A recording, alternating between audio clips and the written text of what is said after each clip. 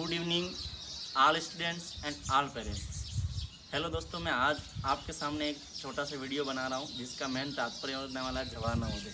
देखिए, जवाहर नवोदय क्या होता है, इससे क्या फ़ायदे होने वाले हैं, इससे क्या क्या बेनिफिट्स होते हैं, इससे क्या मतलब लाभदायक तथ्य होंगे, इसके बारे में अपन इस वीडियो के अंदर चर्चा करने वाले हैं। यहाँ पे देखिए, जवाहर नवोदय क्या होता है, उससे लेकर उसमें आपकी क्या बचत होने वाली है और उससे आपके बच्चे में क्या क्या विकास होने वाले हैं और आपका बच्चा किस प्रकार के क्षेत्र में आगे बढ़ेगा, इन सभी विषयों के बारे में इस वीडियो में मैं आपके सामने चर्चा करने वाला हूँ। अगर आपको ये वीडियो अच्छा लगेगा तो आप अपने दोस्तों में शेयर करना और किसी गरीब बच्चे तक ये वीडियो पहुँचाना और आस पड़ोस में जितने भी हो सके शेयर करना। हम आज जवाहर नवोदय विद्यालय क्यों ज़रूरी होता है, इसके 10 फायदे के बारे में अपन जानने वाले हैं। देखिए, सबसे पहले मैं आपको बता देता हूँ कि इसका जो एग्ज़ाम होता है, एक तो 5th क्लास के बच्चों के लिए होता है, दूसरा जो एग्ज़ाम होता है वो 8th क्लास के बच्चों के लिए होता है और नॉर्मली RBSE बोर्ड होता है, इसमें दोनों की ये बोर्ड क्लास है। आपको सभी को विदित है इस बारे में। यहाँ पे देखिए, 5th क्लास जो होती है वहाँ पे बच्चे जो होते हैं अपने मानसिक जो रूप होता है उनके, उनसे ये थोड़े परिपक्व हो जाते हैं। उसके बाद में क्या होता है, केंद्रीय CBSE बोर्ड और सरकार द्वारा इन प्रतिभाशाली बच्चों के लिए एक स्कूल का आयोजित किया गया है जिसका नाम होता है JNV। इसका फुल फॉर्म होता है जवाहर नवोदय विद्यालय। यहाँ पे देखिएगा, सबसे पहले हम अपने नॉर्मल स्कूल जो होते हैं, जैसे प्राइवेट संस्था है और नॉर्मल जो पाठ्यक्रम RBSE के आधार पर जो सरकारी स्कूल बने होते हैं उसकी और उस शिक्षा के बीच में भिन्नता क्या है उसके बारे में हम आज देखने वाले हैं। तो सबसे पहले देखिए, मैं आपको प्राइवेट सेक्टर के बारे में बात करता हूँ। प्राइवेट स्कूल के बारे में बात करते हैं अपन। देख लीजिए, प्राइवेट स्कूल में आपने देखना, पहली से तो आप 5वीं तक बच्चों को पढ़ाते ही है। नॉर्मली हर पेरेंट्स पढ़ाने की कोशिश करता है क्योंकि उनको भी पता है कि प्राइवेट स्कूल में क्या होता है, शिक्षा अच्छी होती है। ठीक है, अब यहाँ पे दूसरी, हाँ, वो जो अपने आप में मतलब परिपक्व नहीं होता वो व्यक्ति 1 से 5 तक या 1 से 12 तक तो गवर्नमेंट स्कूल में भी पढ़ाता है, नॉर्मली बात है। पर यहाँ पे देखिए 1 से 5, यहाँ पे देख लीजिए 1 से 5 तक तो आपने न जाने कितने पैसे खर्च कर दिए होंगे प्राइवेट स्कूल के माध्यम से। अब यहाँ पे और देखिएगा, यहाँ पे मैं आपको नॉर्मली फीस चार्ट के बारे में आपके सामने व्याख्या करने वाला हूँ। यहाँ पे देखिए, जैसे मान लो 6th क्लास के 12,000 रुपये है, ठीक है, 7th क्लास के 14,000 रुपये है और 8th क्लास के 16,000 रुपये है और 9th क्लास के 18,000 रुपये है, 10th क्लास के 20,000 रुपये है और 11th के 22,000 रुपये है। ये मैं नॉर्मली स्कूल की बात कर रहा हूँ जो प्राइवेट सेक्टर द्वारा संचालित होती है। अब यहाँ पे देखिए 24,000 जो लिस्ट में जो होती है, ये निम्नलिखित फीस चार्ट होते हैं जो प्राइवेट स्कूल के फीस चार्ट होते हैं। ठीक है, अब यहाँ पे आप इसका टोटल कर दो कितना होने वाला है, देख लीजिए। इसका टोटल करोगे तो आप देख लीजिए 12 और 14 कितने हो गए, यहाँ पे 12 और 14 हो गए अपने 24 और 14 तो हो जाएंगे आपके 26 और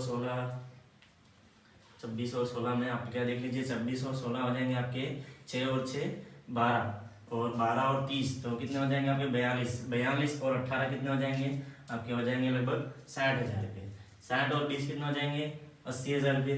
80 और 22 कितने हो जाएंगे 1,02,000 रुपये। अब 1,02,000 के आगे देख लीजिए 24,000 रुपये, तो आपके कुल मिलाकर 1,24,000 रुपया जो है 6 से 12 तक के बच्चों को पढ़ाने का खर्चा आ गया। ठीक है, 1,24,000 रुपये। ठीक है, अब यहाँ पे देख लीजिए, जो व्यक्ति अपने आप में आर्थिक स्थिति पे मजबूर होगा वो उसके लिए वो छोटी बात है, आई बात स्वाभाविक बात है। अब जो व्यक्ति इस रकम के लिए मेहनत करता है, मजदूरी करता है, उसके लिए ये रकम बहुत बड़ी होने वाली है, आई बात समझ में। अगर आपको ये देखिए, मैं इसका एक नॉर्मली फीस चार्ट बता रहा हूँ। आप अलग अलग स्कूल में आप जाते होंगे, आपने देखो अगर सभी स्कूल का अलग अलग फीस चार्ट होगा, इसमें 1,000-2,000 का डिफरेंस आप देखते होंगे, नॉर्मली बात है। पर यहाँ पे देखिए, जो मैंने आपको नॉर्मली जो आंकड़ा दिया वो 1,24,000 का दे रखा है, तो यहाँ पे देख लीजिए 1,30,000 भी हो सकता है किसी स्कूल में, 1,40,000 भी हो सकता है किसी स्कूल में, 1,50,000 भी हो सकता है। ये आपके बच्चों के पढ़ाने की सभी सुविधाओं को मिला के नहीं, ये सिर्फ वार्षिक मतलब शिक्षण शुल्क के बारे में बात कर रहा हूँ मैं। शिक्षण शुल्क जो होता है वही इतना बड़ा रकम होती है। तो देखिएगा, आप ये सोचिए कि शिक्षण शुल्क के साथ साथ में बच्चों के मान लो गिनो तो आप बच्चों का 2,000 रुपये की तो पुस्तकें हो गई। ठीक है, अब इसमें 1,000 रुपये की तो आपको उसकी यूनिफॉर्म हो गई। अब किसी स्कूल में 2 यूनिफॉर्म है, 2,000 रुपये मान के चलो, है कि नहीं। अब बुक्स की बारी, बुक्स तो हो गई, अब नोटबुक की भी बारी आती है। तो नोटबुक की भी मतलब मान लो 1,000 रुपये की नोटबुक होने वाली है, ठीक है। और टिफिन बॉक्स और बोतल को मिला के 500 रुपये अलग से ऐड कर दो, ठीक है। अब देखिए यहाँ पे 2,000, 3,000, 4,000, 5,000 और 5,000 के बाद में 6,000, ये आपका अलग से खर्चा होने वाला जब नई स्कूल मतलब स्कूल जब शुरुआत होती है तब इसका ये रकम बनने वाली है। अब इसमें यहाँ पे इसमें ये भी प्लस करके चलो, ये मैंने आपका 6,000 से 1 वर्ष का बताया। जैसे जैसे बच्चा बड़ा होगा आपके खर्चे भी बढ़ेंगे, स्वाभाविक बात है। और जैसे जैसे बालिकाएं बड़ी होगी तो उनके भी खर्चे बढ़ेंगे, है कि नहीं। अब यहाँ पे इसके वाहन शुल्क भी मैंने नहीं ऐड किए, मैं आपको नॉर्मली मोटा तौर पे मैं आपको समझा रहा हूँ किस प्रकार के खर्चे होते हैं, ये आपको नॉर्मली रूप से समझा। मैं आंकड़ा लगाऊंगा तो ये आंकड़ा कहाँ तक चला जाएगा उसका आप कल्पना भी नहीं कर सकते, ठीक है। अब मेन बात जो होती है कि मेरा सजेस्ट ये है कि आप जैसे मान लो 1,80,000 का इन्वेस्ट कर रहे हो अपने बच्चों के लिए, ठीक है। अब उस पैसे को बचा लो, सोचो, आप कल्पना करो कि उस पैसों की बचत हो जाए। सपोज मान लो इसके बारे में मैं आपको बात कर रहा हूँ, देख लीजिए, अगर सपोज उस पैसों की बचत हो जाए, अपना मेन टारगेट जो है अपन में मैंने निकाल के दे दिया आपको, कितना था क्या नहीं था ये सब के बारे में दे दिया। अब नॉर्मली पढ़ाने के जो खर्चे में आप 2 लाख मान के चलो, ये 2 लाख जो होता है वो बच्चे की 12वीं तक की पढ़ाई की फीस होती है, मान के चलो, है ना। अब यहाँ पे देख लीजिए JNV में आप बच्चे को 5th क्लास का बच्चा है तो उसका इंट्रेंस एग्जाम की तैयारी करवाओ। सबसे पहले इसका फॉर्म भर दो, है कि नहीं। फॉर्म भरने के बाद में 3 या 4 महीने का उसका डिफरेंस मिलेगा। उसके बाद में आप उस फॉर्म के आधार पर उसकी एक गाइड मंगवा लो, बुक मंगवा लो, है ना। बुक मंगवाने के बाद में उसकी तैयारी करवाओ, या तो उसको नजदीकी ट्यूशन सेंटर पे भेज दो, है कि नहीं। वो एक नॉर्मली छोटा खर्चा, मान लो ट्यूशन में भेजो आपका लिख लो 600 रुपये लग जाता है, मानो 500 रुपये लग जाए, है कि नहीं। अब यहाँ पे 600 रुपये अगर 5 महीने के लिए आप करवाओगे ट्यूशन तो देख लीजिए 6 पंच 30, तो 3,000 का खर्चा है ये, ठीक है। 3,000 का खर्चा आपका आ गया, ठीक है। अब यहाँ पे देख लीजिए, अब 3,000 का खर्चा करने के बाद में उस व्यक्ति ने मतलब उसमें आपके बच्चे का 6th क्लास में एडमिशन होता है। सपोज मान लो आपकी बालक बालिका जो भी है उसका 6th क्लास में एडमिशन हो जाता है। उसके बाद में देखिए 6th क्लास में एडमिशन होने के बाद में वो सीधा नवोदय JNV में कन्फर्म हो जाएगा। अब उसका डॉक्यूमेंट वेरिफिकेशन हो जाएगा, उसमें 5th बोर्ड की मार्कशीट लग जाएगी, उसके कास्ट सर्टिफिकेट लग जाएंगे। तब तक तो आपके पास में समय अगर उसका हो जाता है तो उसके बाद में आप उस सभी डॉक्यूमेंट को तैयार कर लोगे। अब मोटा तौर पे इसकी जो एडमिशन होने के बाद में आप 2 लाख रुपए सेव कर रहे हो, ये एक प्रकार की सेव है। वो आपकी सेव नहीं है, वो आपके बालक के जो स्कूली शिक्षा के बाद में जो डिग्री वाली बात आती है, कौन सी बात आती है, डिग्री वाली बात आती है। अब डिग्री करने के लिए सबसे ज्यादा रकम, जब से ज्यादा पैसे इन्वेस्ट लोग डिग्री के पीछे करते हैं, आई बात समझ में। और बच्चे की स्थिति के आधार पर इन्वेस्ट करते हैं। अगर बच्चा आपका इंटेलिजेंट है तो आप उसको बड़ी बड़ी इंस्टीट्यूट में पढ़ने के लिए भेजोगे, अगर बच्चा आपका कमजोर है तो उसको नॉर्मल डिग्रियां करवाने की कोशिश आप करोगे। अब JNV के बारे में इतना क्यों मैं प्रचार कर रहा हूँ, मैं आपको उस बात का जो साइंटिफिक तरीका है मैं आपको बताने वाला हूँ। देखिए JNV जो 6th क्लास के बाद में देखिए JNV का अपना खुद का एक अनुशासन युक्त विद्यालय होता है। वो 4 दीवारी के अंदर होता है, जिसमें आपको हॉस्टल सुविधा, हॉस्पिटल सुविधा, यूनिफॉर्म, स्पोर्ट्स, एनीवे जितनी भी एक स्कूल में एक्टिविटी होती है उनके सभी के टीचर अपने अपने आप में अलग अलग टीचर प्रोवाइड होते हैं। अब यहाँ पे 6th क्लास में आपने एडमिशन दिलाया, 6th क्लास में बच्चा अच्छे से पढ़ रहा है, क्लियर कर दी, 7th भी क्लियर कर दी, वो सब पैसा सेव तो हो ही रहा है, ठीक है। ये क्लियर पे क्लियर हो रही है, क्लियर पे क्लियर हो रही है, 10th भी क्लियर हो रही है। 10th में भी सभी बच्चे के वहाँ के मान के चलो 90 से 100 के बीच में परसेंटेज रेशियो होता है जो पढ़ाई के मामले में, ठीक है। अब यहाँ पे 11th में आपका बच्चा साइंस ले लेता है, सपोज मान लो आपका बच्चा साइंस ले लेता है, साइंस में वो 12th में चलो मान लो आपने उसको पढ़ाया 51%, वो जवाहर नवोदय में बना के दे देगी। यहाँ पे 12वीं भी वो अगर 91 और 95% से आपका पास हो जाने वाला, ठीक है। ये JNV स्कूल की देन होने वाली है, जो आपका बच्चा उस अनुशासन में पढ़कर इतने परसेंटेज से वो पास हो जाएगा। ये JNV का अनुशासन बोलता है वहां पे जितने भी बच्चे होते हैं, कोई भी बच्चा 80, 90 और 95 के बीच में इसका रेशियो होता है, ठीक है। यहाँ पे 80 तो चलो मैं नॉर्मली मान के चलो, 90 और 95 मान के चलो, इतना परसेंटेज तो वो बना के देता ही है, क्योंकि वहाँ के टीचर्स जो फैकल्टी होती है वो अपने आप में एडवांस होती है। और रही बात, वहाँ के जितने भी टीचर है वो सब इंटरव्यू के थ्रू सीधा गवर्नमेंट सरकार, जो केंद्र सरकार होती है, वो इन टीचरों को यहाँ पे प्रोवाइड करती है। ठीक है, अब यहाँ पे देखिए 95 से अगर आपका बच्चा पास आउट होता है बिना पैसों से, निःशुल्क पैसों से पास आउट होता है, ठीक है, अब इतना कुछ होने के बाद में, अब देखिए सपोज उसकी स्कूली शिक्षा, मान लो अपन ने 12वीं तक की जो बात की थी, वो उसकी स्कूली शिक्षा वहां तक कंप्लीट होने वाली। चलिए मैं इसको पूरा साफ कर देता हूँ, साफ करने के बाद में देखना, आप देखना, हाँ 2 लाख तो सेव है ना ये मत भूलना, ये सेविंग है आपकी सेव है। चलिए यहाँ पे देख लो, 12वीं में अगर आपका बच्चा JNV से 90 और 95, भले 95 से आगे भी हो सकता है पर इससे नीचे नहीं होने वाला है, ठीक है।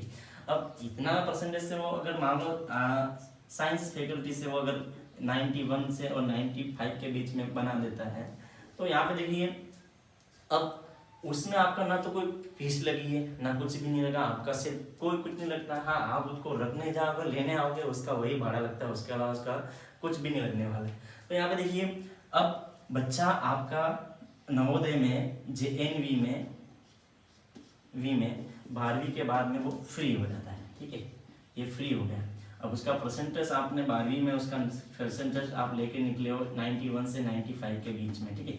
अब यही बच्चा आपका पैसा कितना सेव करके बैठा है, 2 लाख रुपये, ठीक है, सपोज मान के चलो 2 लाख रुपये सेव किया है उसने 12वीं तक के पढ़ेगा। अब वो पेरेंट्स, जो भी पेरेंट्स है जिसका बच्चा वहां पर हुआ है सिलेक्शन, वो 2 लाख सेव करके बैठा है। अब वो पेरेंट्स उस बच्चे के लिए अपने आप में एक अलग नया सपना देख के बैठता है। क्यों? क्योंकि उसके पास में उसने उस बच्चे ने उसका तो कोई खर्चा करवाया नहीं है। वो बच्चे, जो इस बच्चे ने वो एडमिशन मिला है, वो उसके पेरेंट्स के लिए कोई खर्चा तो हुआ नहीं है, बल्कि उस पेरेंट्स का सेविंग हो रहा है कि नहीं। अब वो सेविंग वाला पैसा वो पेरेंट्स कहाँ पे इन्वेस्ट कर सकता है? देखिए, अब सीधी बात है, 91 एबो वाले बच्चे हैं, अब बच्चे के अंदर ड्रीम्स होते हैं। अब बच्चा जब 12th पास करता है, उसके परसेंटेज के आधार पर वो अपना ड्रीम्स बनाता है। पहला ड्रीम्स बच्चा बनाता है कौन सा? नीट वाला। कौन सा बनाता है? नीट वाला। और जो मैथमेटिक्स, जो गणित विज्ञान से आते हैं 12वीं में, वो बनाएंगे JEE, IIT मेंस का, है ना, IIT के बारे में, ठीक है।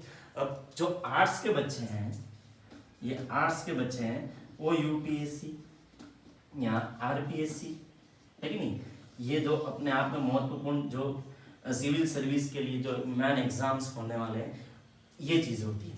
अब बच्चा अपनी रुचि के अनुसार जो भी फील्ड पकड़ता है, यहाँ पे 2 लाख सेफ है और यहाँ पे ये फील्ड पकड़ रहा है। अगर मान लो बच्चा बोल रहा है उस पेरेंट्स से, सर पापा मुझे नीट की तैयारी करनी है, मुझे डॉक्टर बनना है, ठीक है। अब उस पेरेंट्स को, वो बच्चे को उम्मीद को कभी नकार नहीं सकता। क्यों? क्योंकि उसने सेविंग करके पहले ही रखी है कि नहीं। अब वो पेरेंट्स उस बच्चे को कहाँ भेजेगा? नीट के लिए। कहाँ भेजेगा?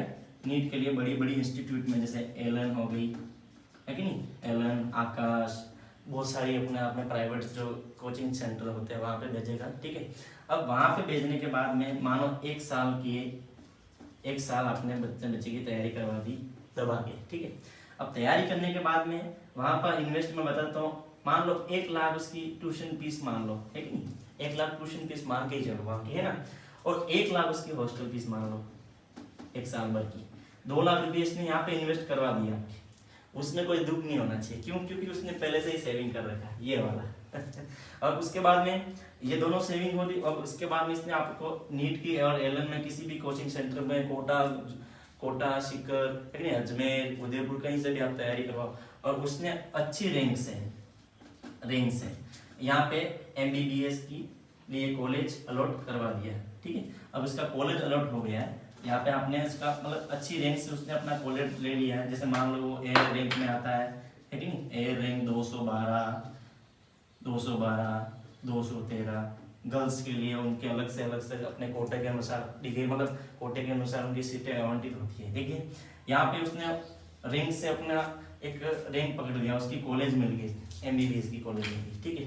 अब MBBS की कॉलेज में उसकी रैंक अच्छी है तो उसको गवर्नमेंट कॉलेज मिलेगी, ठीक है, गवर्नमेंट कॉलेज मिल गई, स्वाभाविक बात है ना, गवर्नमेंट कॉलेज भी मिल गई। अगर मान लो, मतलब मोटा तौर पे गवर्नमेंट कॉलेज मिल गई, क्योंकि बच्चे आपके पहले से JNV प्रभावशाली JNV इंटेलिजेंट करके भेजती है। उसके बाद में देखिए आपने गवर्नमेंट कॉलेज में किया, अब वहाँ की फीस के बारे में भी देख लेते हैं अपन। वहाँ की मान लो 1 लाख फीस है, कितनी है? 1 लाख फीस है। अगर आप सर्विस में नहीं हो, विदाउट सर्विस के हो, तो आपको 1 लाख की छात्रवृत्ति वापस मिलने वाली है। ये बात आपको सभी को पता है। अगर आपकी सर्विस भी है तो देख लेना गवर्नमेंट कॉलेज क्या करता है, मोटा तौर पे 100% फीस की सिर्फ मैंने जहाँ तक सुना है 30% या 40% फीस अफोर्ड करता है। 40% फीस वो मानता ही मानता है। तो आप 40% मान के चलो, 1 लाख की 40% मान लो 40,000 रुपये है, ठीक है। अभी 40,000 रुपये आप देखिए, उसके 4 साल के या फिर 4 साल या फिर 3 साल का जो भी कोर्स होता है वो आप उसको पूरा करवा दो, ठीक है। उसके बाद में वो आपका एक MBBS के रूप में, कोई नीट के माध्यम से, कोई JEE के माध्यम, JEE एडवांस के माध्यम से इंजीनियरिंग कोर्स कर लेता है, ठीक है, इंजीनियर बन जाता है। कोई RPSC का क्लियर करके SDM के पोस्ट पे चला जाता है, ठीक है। और ये सभी पोस्ट पे वो हो जाएगा, ठीक है। अब कोई IAS भी बन सकता है, ठीक है, कोई IRS भी बन सकता है, IPS भी बन सकता है, कुछ भी बड़ी बड़ी पोस्ट पे वो जा सकता है, ठीक है। अब इतनी कुछ चीज़ें होती है, जैसे अगर आप सेविंग करके अगर आपके बच्चे के लिए आगे की सोच रखते हो तो ये स्कूल उसके लिए बहुत अच्छा होने वाला, फायदेमंद होने वाला। यही मैं इस वीडियो के माध्यम से आपको समझाना चाह रहा था। अब आइए उस विद्यालय के बारे में थोड़ा मैं अलग से मैं आपको बता देता हूँ। वहाँ पे क्या क्या फैकल्टी है, वहाँ पे क्या क्या क्षेत्र है जिसमें आपका बच्चा पढ़ाई करेगा। उसके अलावा वहाँ पे क्या क्या वो करने वाला, उसकी एक्टिविटी कैसी रहने वाली, उसको फर्स्ट डे पे क्या मिलने वाला, वो सब मैं आपको इसी वीडियो में क्लियर करने वाला। तो यहाँ तक सबको समझ में आ गया होगा। आपकी जो बच्चे की यात्रा होने वाली है, नीट तक होने वाली है, कोई JEE तक होने वाली, कोई इंजीनियर बनना चाहता है, कोई SDM IAS की पोस्ट पे जाना चाहता है। हाँ, जैसा कि हमने यहाँ तक अपन ने समझ लिया होगा। अब यहाँ पे आप इतना सब कुछ, अगर बच्चा आपका एफेबल होता है, अगर उतना सब कुछ करके बच्चा आपको मतलब आपकी वो अपनी प्रतिभा को निखार रहा है कि नहीं। आप देखिए पेरेंट्स, मैंने आज देखे हैं कि आजकल के पेरेंट्स अपने बच्चों के लिए कुछ भी कर सकते हैं। अगर उनको डिग्री करनी तो उनके लिए पैसे कहीं से भी अरेंज कर लेते हैं। नॉर्मल परिवार भी होते हैं तो उनमें डिग्री के लिए वो बच्चों के लिए अपने कुछ भी गिरवी रखना होता है, कुछ भी किसी से लोन लेना होता है, ब्याज पे लेना होता है, सभी पैसे लेकर उसकी इच्छा पूरी करने के लिए तत्पर रहते हैं। और आज के ज़माने में ऐसे कोई पेरेंट्स नहीं है जो अपने बच्चों को पढ़ाना नहीं चाहता है। ज़माना अपने आप में मजबूत होता जा रहा है कि नहीं। नौकरियों के सिलसिले बहुत बड़े बड़े होने वाले हैं, कंपटीशन का क्षेत्र है, कंपटीशन ज़्यादा होने वाला है। और नौकरी की आस जो होती है वो छोटे क्षेत्रों में बहुत कम भी होती है। आई पास में, ये आप खुद जानते हो, आप खुद रेट में तैयारी करने वाले होंगे, कई सारे तैयारी में पॉइंट से रहने वाले भी होंगे। कई सारे पेरेंट्स ऐसे भी होंगे जिन्होंने पैसों की वजह से अपनी पढ़ाई को यहीं पे रोक भी दिया होगा। अब वो कोई ना कोई अपना जो भी हुआ वो अपन मतलब सेक्रीफाइस कर लेते हैं, अपन मान लेते हैं। पर आप वही अपन अपने बच्चों के लिए नहीं कर सकते ना। अपने बच्चों के लिए अपन पढ़ाने के लिए कुछ भी करने के लिए तैयार है। तो देखिए, एक जहां नवोदय से आपका अगर बच्चा ये सब कुछ करने के लिए एफेबल होता है तो नीचे था आप उसके लिए तैयारी करवाओ। देखिए मैं बता देता हूँ आपको, जवाहर नवोदय में तैयारी, देखो जवाहर नवोदय का प्रवेश प्रक्रिया क्या होती है इसके बारे में आपको बता देता हूँ। देखिए JNV हर साल, अभी 2025-26 का सत्र होने वाला है, ठीक है। अभी उसने अपना फॉर्म स्टार्ट कर दिया। अब 5th क्लास में जो भी बच्चा पढ़ रहा है उसके लिए फॉर्म लग रहे हैं, ठीक है। अभी फॉर्म स्टार्ट है और लास्ट 29 जुलाई तक है, आएगा समझ में। और 8th क्लास में जो बोर्ड में बच्चे पढ़ रहे हैं उनका भी फॉर्म स्टार्ट है और उनका भी शायद 29 जुलाई तक लास्ट होगा, है कि नहीं। अब यहाँ पे देखिए होता क्या है, यहाँ पे इनका जो मतलब 8th क्लास में जो होता है उसका थोड़ा अपना सिलेबस थोड़ा अधिक होता है और 5th क्लास का सिलेबस थोड़ा छोटा होता है। अपने बच्चों की योग्यता के अनुसार यहाँ पे सिलेबस लिखा होता है। तो यहाँ पे देखिए जैसे सपोज मान के चलो 8th क्लास के बच्चे हैं, अब उनके लिए क्या क्या लगने वाला है। सबसे 8th क्लास में 7th की मार्कशीट लग जाएगी, ये मैं 8वीं की बात कर रहा हूँ। वो बच्चे का कास्ट सर्टिफिकेट है ना, और उसका आधार और यहाँ पे पिताजी का मतलब फादर का आधार भी लग सकता है, और कास्ट सर्टिफिकेट हो गया, आधार हो गया, और एक जन आधार भी लेके जाना, ठीक है। साथ में जन आधार इस केस में होता है कि अगर बालक का कास्ट सर्टिफिकेट नहीं है तो उसका यहाँ तो उसका कास्ट सर्टिफिकेट नहीं है तो फादर का कास्ट सर्टिफिकेट लग जाएगा। और जन आधार से भी वो कास्ट सर्टिफिकेट प्रूफ हो जाता है। अब फिर जैसे सेम क्राइटेरिया होता है, फिफ्थ का भी यही हाल होता है। फिफ्थ में जन आधार भी होता है, जन आधार चाहिए, कास्ट सर्टिफिकेट चाहिए और फोर्थ की मार्कशीट हो तो ले जाना। साथ में दोनों क्लासों के लिए साथ में एक photo, passport size photo plus और बच्चे के हस्ताक्षर होने चाहिए, सिग्नेचर, और फादर के सिग्नेचर भी होने चाहिए। ठीक है, ये निम्न डॉक्यूमेंट और निम्न प्रोसेस होता है जिससे इसका फॉर्म अप्लाई हो जाता है। और उसके फॉर्म अप्लाई के नॉर्मल इमेज पे आपका 100 रुपये लगते हैं, प्लस अगर कोई डॉक्यूमेंट ना हो तो उसके लिए वो प्लस 20 रुपये ऐड करके चलो, है ना, 120 रुपये में आपका फॉर्म फिलअप हो जाएगा। बंद कर दें। यहाँ पे हमने जेएनवी की जो कटअप होने वाली है, जो 2025 में किस प्रकार से रही थी, उसके बारे में आपको थोड़ा छोटा सा एक व्याख्यान देने वाला हूँ। यहाँ पे देखिए जेएनवी कटऑफ है ना, कटऑफ देखिए पिछली बार ओबीसी जनरल वाली देख लेना पहले, जनरल वालों की रही थी लगभग 71 से 76 के बीच में, है ना। और यहाँ पे देखिए ओबीसी वालों की बात की जाए तो ओबीसी वालों की रही थी यहाँ पे 69 to 70, है ना। और एससी की बात करें हम अपन तो एससी की रही थी यहाँ पे 60 to 68। और यहाँ पे एसटी की बात की जाए, एसटी कास्ट वाले बच्चे ध्यान से सुनिएगा, यहाँ पे सबसे ज़्यादा सुनहरा अवसर जो होता है एसटी कैटेगरी के लिए बहुत अत्यधिक होता है, क्योंकि टीएसपी क्षेत्र में जो विद्यालय होते हैं उनके आरक्षण के अनुसार सीटें आवंटित होने वाली है। और यहाँ पे भी देख लीजिए 100 का, यहाँ पे 100 नंबर का पेपर होता है और 100 नंबर की सीटें, मतलब 100 नंबर की सीटें मान के चलो 80 सीटें होती है, उसमें से ये निम्न प्रकार से डिवाइड होने वाली है।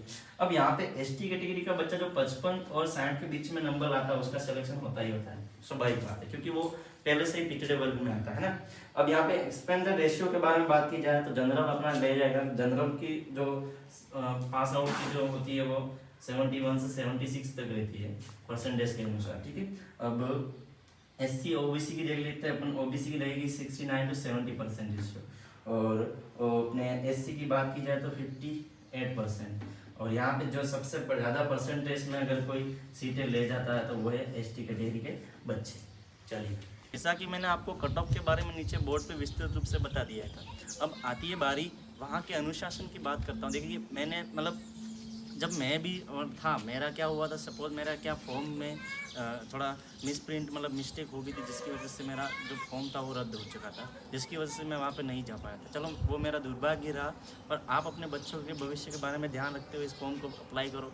अप्लाई करने के बाद में उसकी तैयारी अच्छे से करो, पास में किसी नज़दीकी ट्यूशन सेंटर पर भेजो उसके, उसमें जो भी सिलेबस वो जवाहर नवोदय के इंट्रेंस एग्जाम में जो भी सिलेबस आता है उसकी तैयारी प्रॉपर रूप से आप उसकी करवा लो।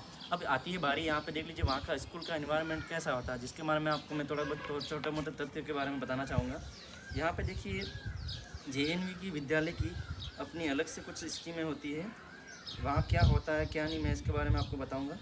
जेएनवी क्यों ज़रूरी है, देखिए सबसे पहली चीज़ होती है नवोदय विद्यालय के 5 फायदे क्या होते हैं, मैं इसके बारे में आपको बता देता हूँ। देखिए हाँ, नवोदय विद्यालय पूरे देश भर के ऐसे संगठन में चलता है जो उसकी अलग से अपनी एक लिमिटेड स्कूलें होती हैं, जिसमें आपके बच्चों के लिए यहाँ पे डेली 12वीं तक की पढ़ाई की जाती है। यही वजह है कि यहाँ से निकलने वाला हर स्टूडेंट हर क्षेत्र में परचम लहराता है। अब नवोदय पढ़ाई के फायदे क्या है, देख लीजिए। नवोदय विद्यालय संगठन में आपके बच्चों को प्रवेश दिलाना पेरेंट्स का सपना होता है। देखिए मैं अपने वीडियो से मैं आपको सजेस्ट करना चाहता हूँ, मेरा कोई इसमें कोई उद्देश्य नहीं है, हालांकि मैं आपको सजेस्ट करना चाहता हूँ जिससे कि आप किसी बच्चे के लाइफ बने, इसलिए मेरा ये वीडियो बनाने का मेन तात्पर्य है। अगर देखो वहाँ के मतलब उस विद्यालय में बच्चों को प्राइवेट बच्चों से जो प्राइवेट में खर्चे करने वाले पेरेंट्स होते हैं वो भी अपने बच्चे को निकाल के जवाहर नवोदय में डालने की बात करते हैं। क्यों? क्योंकि वो स्कूल अपने आप में एक बहुत बड़ा यूनिक स्कूल होता है, उसका एनवायरनमेंट, उसका अनुशासन दूसरी किसी स्कूल में सेम नहीं होता है, वो अपने आप में अलग पैटर्न लेके स्कूल संचालित होता है। देखिए यहाँ पे नवोदय पढ़ाई से लेकर बच्चों के भविष्य तैयार करने के लिए प्रसिद्ध है, और ये स्कूल अपने आप में इस प्रकार प्रतिष्ठित है कि उसने न जाने कितने IAS, RS, SDM, डॉक्टर्स के अलावा न जाने सभी जितने भी बच्चे वहाँ से निकलते हैं सभी ऑलमोस्ट सर्विस पोस्ट पे ही होते हैं। उनके लिए कोई अलग से बात नहीं की जाती।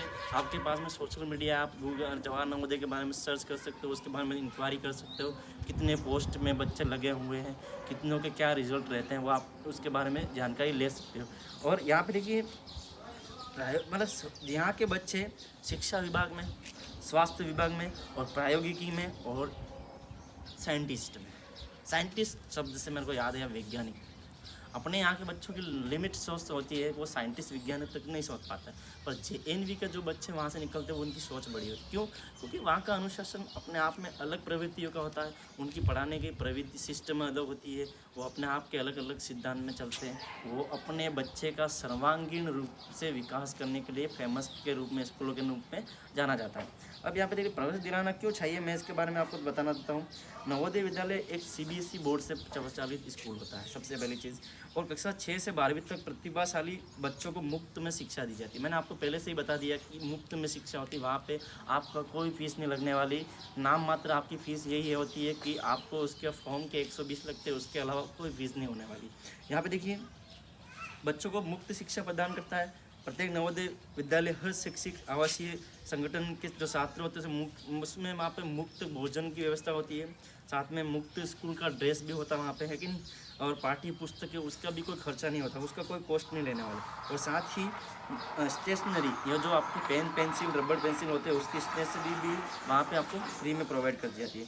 अब देख लीजिए कक्षा 6 से 12वीं तक के छात्रों को प्रति माह 600 रुपये लिया जाता है। अब जो एसेसरीज़ की जो कास्ट होती है वो क्या होती है, वो आपको पता है कि एसेसरीज़ के लिए जो स्कूल्स में से कोई अलाउ नहीं होता है, उसके लिए आपको एक नज़दीकी पास में जनरल स्टोर से लेनी पड़ती है। तो वहाँ के लिए मान लो एक खर्चा ही मान लो कोई 600 रुपये में वो बच्चा अपना करता ही खर्चा, नॉर्मली स्कूल में पढ़ता तो भी खर्चा करता ही है ना। अब अनुसूचित जाति और अनुसूचित जनजाति वर्ग के छात्रों को गरीबी रेखा जो नीचे है, BPL वर्ग वालों की मैं बात कर रहा हूँ, BPL वर्ग वालों की लड़के लड़कियों को शुल्क भुगतान से छूट दी गई है। अब वो जो BPL वर्ग के बच्चे होते हैं उनके लिए ना कोई कॉस्ट लगता है, ना जनरल स्टोर का कॉस्ट लगता है, ना कोई अपने पाठ्य पुस्तक में उपयुक्त जो सामग्री उसका भी कोई कॉस्ट नहीं लगने वाला। इसके अलावा जिन छात्रों के माता पिता सरकारी स्कूल में है, जिनके माता पिता सरकारी स्कूल में, उसके लिए माफ़ी चाहूँगा, प्रति माह अपने यहाँ पे थोड़े पैसे लेने वाले हैं, वो 500 रुपये हैं यहाँ पे दर्शाया गया। अब देखिए JNV छात्रों के लिए सुरक्षा संबंध में जियो टॉलरेंस की नीति अपनाई गई है, वहाँ पे एक नीति अपनाई है। इस संबंध में समय समय पर व्यापक दिशा निर्देश जारी किए जाते हैं।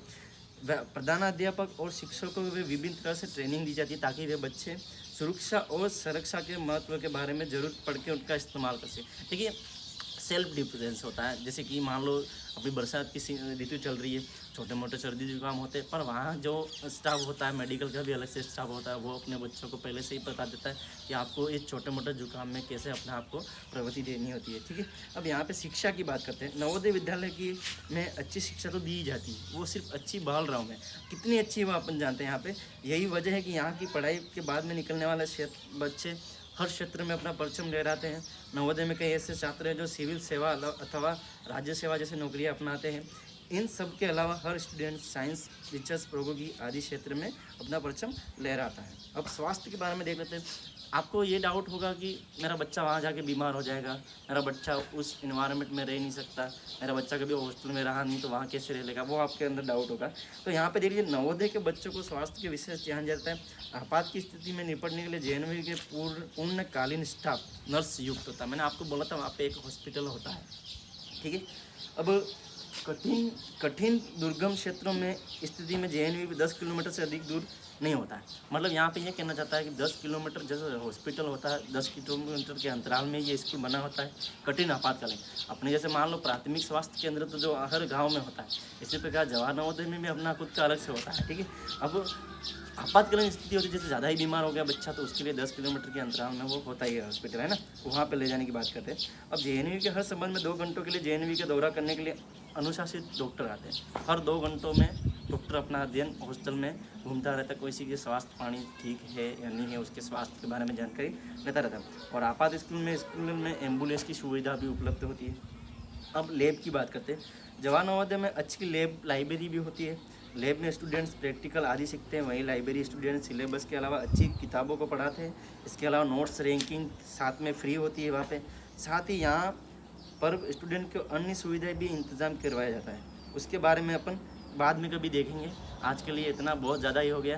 तो आज के वीडियो का जो मेन तात्पर्य है मैं आपको बता देता हूँ लास्ट में, 2-3 मिनट लूँगा आपका मैं। तो यहाँ पे देखिए जो गरीब की रेखा में आते हैं, SC ST के बच्चे आते हैं, देखिए ST की बात की जाए तो आपने देखा होगा कई सारे बच्चे प्राइवेट में रखते, क्यों? क्योंकि वहाँ के माता पेरेंट्स का सपना होता है कि मैं तो गरीब में रह गया, मेरा बच्चा गरीब नहीं होना चाहिए, ये सोचते हैं हर किसी के, मतलब अमीर भी यही सोचता है मैं अपने बच्चों को आगे ले जाऊँ, ठीक है। अब हर कोई वहाँ पे जाने की बात कर रहा है, पहली बात।